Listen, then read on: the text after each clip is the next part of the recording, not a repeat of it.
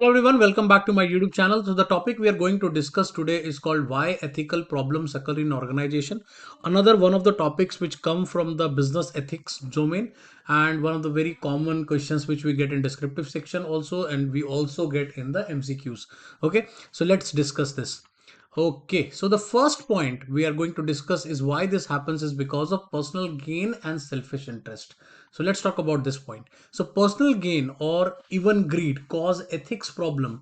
Businessmen sometimes employ people who are personal values have are less than desirable. So what happens at times that the employees working in your organization, they keep on like they have their personal interests are more important than their organizational interest, and that's why their personal values are more oriented towards greed. So in that situation there are always ethical issues. When they will come to power, they will always think of their personal benefits. They will never think of a larger benefit or the societal benefit or the organizational benefit.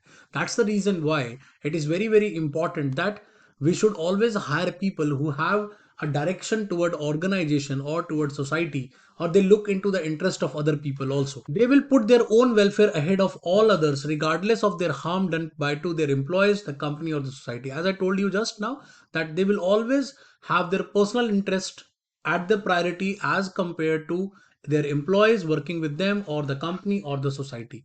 And that is one of the main reason why this personal gain leads to ethical dilemmas. Like that is why there will always be an ethical issue with these kind of organizations. Okay, a leader or an employee who puts his or own self-interest above all consideration is called as ethical egoist. And this is again one of the questions very important for MCQs, that who is called ethical egoist. So any leader or any employee who will always focus on their self-interest, they want to take favors, or they always want to have their own benefit, they have greed in their nature, they will always be called as ethical egoist. Self-promotion, a focus of or on self-interest to the point of selfishness, and greed are the traits commonly observed in ethical or egoist. So what are the two common things here? That is very important. One of the common point here is that self-interest. So a lot of people have self-interest, look, but self-interest doesn't means that it will leads to selfishness. So there are people who have self-interest but they are not selfish, but there are people who have self-interest and that will go up to the point of selfishness. And more importantly, another level could be a greed level. So that will be dangerous level, and because of that, these ethical egoists will lead to ethical problems. Okay, I hope this is clear. Moving on to the next point in this one, that is ethical egoist tends to ignore ethical principles accepted by others, believing that ethical rules are made for others. They always, this is the important point. Like what happens is that ethical egoist people, they will always believe that ethics or whatever the rules of ethics have been made, they are not for them. They are made for other people. So the other people will follow that rule, but I will not follow that because I have the power. Since I am only interested in my own greed, I am not worried about any of the ethical rule which the company has framed. Okay, so this is the point number one, that personal gain or selfish interest will lead to ethical dilemmas. Moving on to the next point, let's talk about that, and that is called competitive pressure or profits. So what happens at times, that when the organizations are squeezed by tough competition, they sometimes engage in unethical activities to protect their profits. Means that whenever an organization is working into a tough environment where the competition is too high, then normally profit gets squeezed. So they what happens, that to make profits, they always try to take some unethical act, they start doing some unethical practices. And we have seen so many scams on this, right? When the companies are facing a lot of competition, they start doing it with the smaller activities, and then it grows and it grows, right? So that's how unethical things happens when with the competitive pressure is there. This may be especially true in organization whose financial performance is already substandard. So it is almost, it is very obvious that that larger organization who are doing really good, or whose financial performance is really good, they are not going to engage into these kind of activities. But the companies who are not able to make profits, or they are really struggling in an industry, they have an high chances of doing financial frauds, right? That's what happens, right? Research has shown that leaders of poor financial performance and organizations with financial uncertainty are more prone to commit illegal acts. There are a lot of research which has been done on this, and that's why they have already proven this fact, that any company which has a poor financial performance, or the leaders who hold the key position in these kind of companies, they generally get involved into these kind of illegal acts. And even at times what happens that they are not trying to do it. It starts with a small initiative where they believe that nothing is going to happen. This is just a small thing which they are doing, which is a small kind of fraud or small kind of maybe lie which they are doing, and then suddenly it grows bigger and bigger and bigger, right? So moving on to the next point we have in this one, and that is, in addition, intense competition in the global marketplace has resulted into unethical activities such as price fixing, falsifying documents, or use of kickbacks or bribes. So very common ethical dilemmas which happen because of competition is because of price fixing. So a lot of cartelization happens, a lot of price fixing, there are a lot of fraud in terms of uh, falsifying documents. There are a lot of auditing issues that comes into these kind of companies. They always try to give more bribes or take more bribes for doing some fraudulent activities. So these are the things that happens because of competitive pressure. Okay, so moving on to the next one, and that is conflict of interest. The third point we have in this one, that is called conflict of interest. So let's talk about those.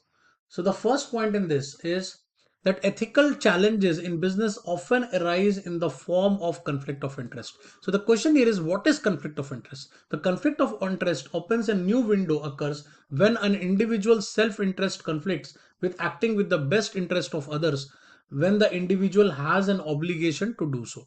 So very simple. Now, this looks little complicated, right? The definition looks really complicated. So I'll try to explain in a very simple way that what happens. Let's take an example for this so that you will understand what happens. So let's take this example to understand that what is conflict of interest. So if a purchasing agent directs their organization orders to the organization from which she had received a valuable gift. So let's say there is a company A and there is a company B, right? And A takes a lot of orders from A, or there are other companies also in this space like C, D. But what is happening that the A company is giving some kind of valuable gifts to B, or they are providing some kind of a bribe to B. And now what B is doing, they are giving all the orders to the A, even when they know that C or D is providing them better deals or they are providing them better products. Then also, if this happens, because there is a conflict of interest happening over here, so this is called conflict of interest. So I'm providing an order to a company who is providing me valuable gifts, and even they are not providing me the best quality product. So this is completely a case of conflict of interest. I hope this is clear now. Okay. So moving on to the next point in this one, that is that in this situation, he would have acted to benefit himself rather than the best interest of the employer. So in this case, what will happen? He will always work on his own interest rather than working for the organization or the interest of the em- employer. Okay. Many cases of unethical activity illustrate conflict of interest in which opportunities of an organization's self-enriching conflict with the long-term viability in the organization, the best interest of the employees, customers, suppliers, and stockholders. So what happens is a lot of times we have seen that people working in these kind of organizations, they try to take benefits out of their opportunity, try to take the benefit of their power, try to take the benefit of their of the platform they have, and they don't recommend right things, right? So for example, let's say I have a YouTube channel, right?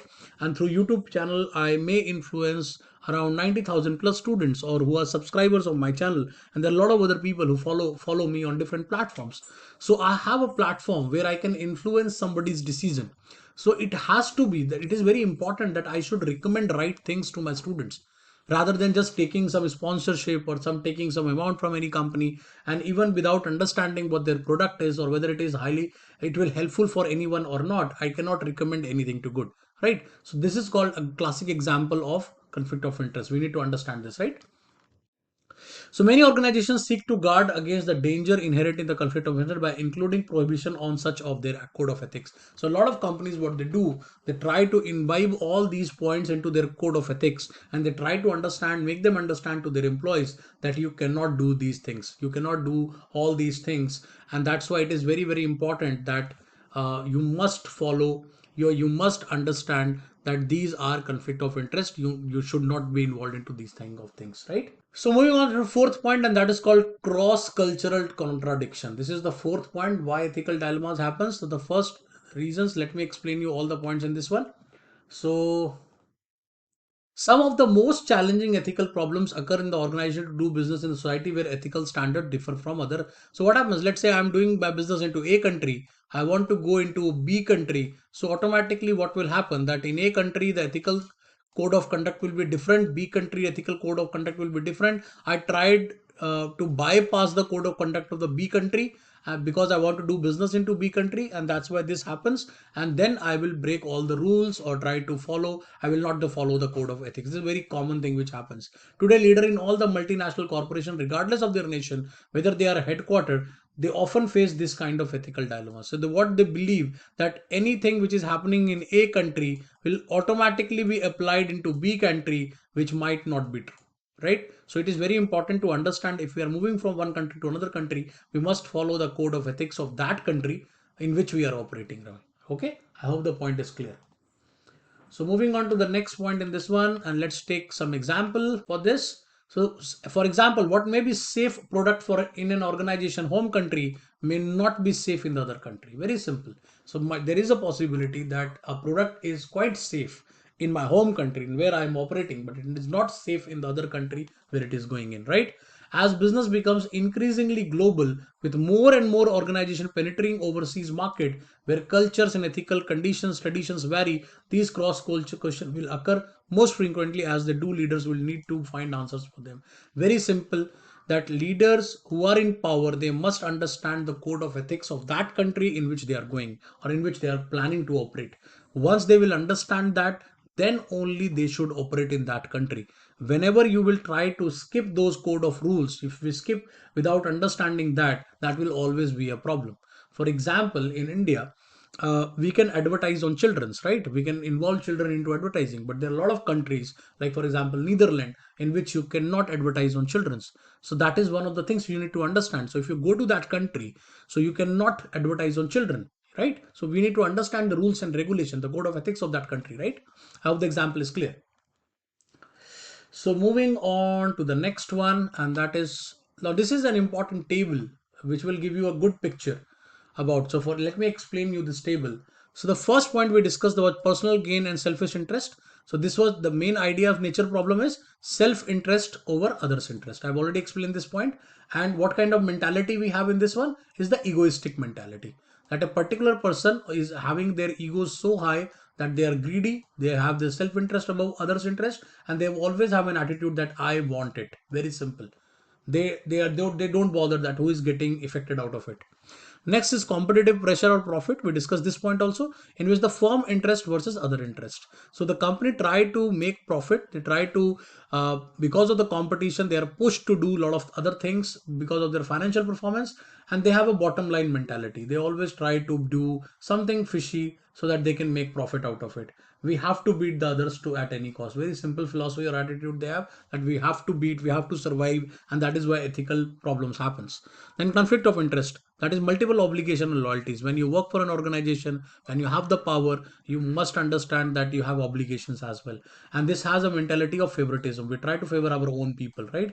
Help yourself and other, those who are closest to you. So always try to benefit other people. What the example is like a lot of favoritism which happens in this, right? Then the cross cultural contradiction is with companies interest versus diverse cultural tradition. We need to understand what is our interest, that is clear, but we also need to understand what is the other culture, tradition, rules, road of ethics. And we have ethnocentric mentality. We always try to do that whatever happens good in our local country will also be followed in the global country, although this doesn't happen. Foreigners have a funny notion of what right and what is wrong. So there is always, we say that okay, I don't know why they are not following it, but we need to understand that they are not following it because of certain reasons, right? So this was all about this particular topic. I guess that you understood this topic properly, that why ethical dilemmas in happens. If you really like my channel, do like, share and subscribe. Um, and I'll be posting all my notes on my Telegram channel. The link is in the description below. We'll be meeting in the next lecture soon. Thank you.